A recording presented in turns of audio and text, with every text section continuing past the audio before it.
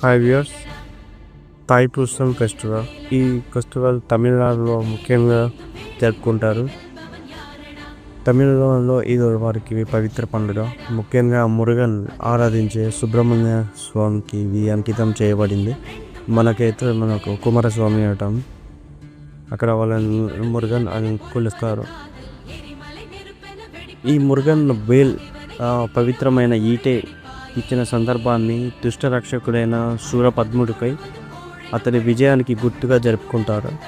తెలుగులో దీనిని తైపూసం లేదా తైపూస అని అంటారు. ఈ తైపూసానికి భక్తులు కావడి మోస్తారు. కావడి మోతి గుడి వరకు పాదయాత్ర చేస్తారు. ఉపవాసాలు పాటించడం, అలాగే మురుగన్ ఆలయాలు తీర్థయాత్రలు చేయడం వంటివి చేస్తారు.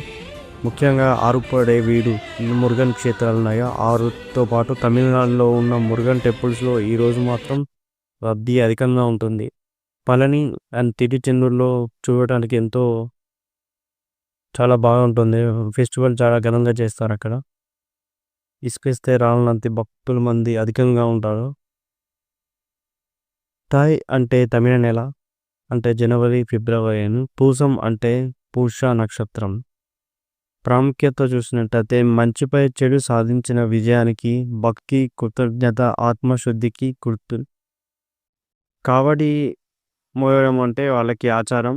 పువ్వులు, నెమలి ఈకలతో అలంకరించిన నిర్మాణాలను భుజాలపై మోస్తారు. కొందరైతే తమ నాలుక మీద అయినా శరీరాల మీద కూడా దీన్ని ఈటలను దింపుకుంటారు. కాబట్టి శరీరం పుట్టించుకుంటారు. ఉపవాసం, ఫాస్టింగ్ కూడా ఉంటారు దీనికి. అలాగే ఊరేగింపులతో ఎంతో ఘనంగా చేస్తారు. భక్తి పాటలు, నృత్యాలతో మురుగన్ ఆలయాలకు ఊరేగింపులు నిర్వహిస్తారు.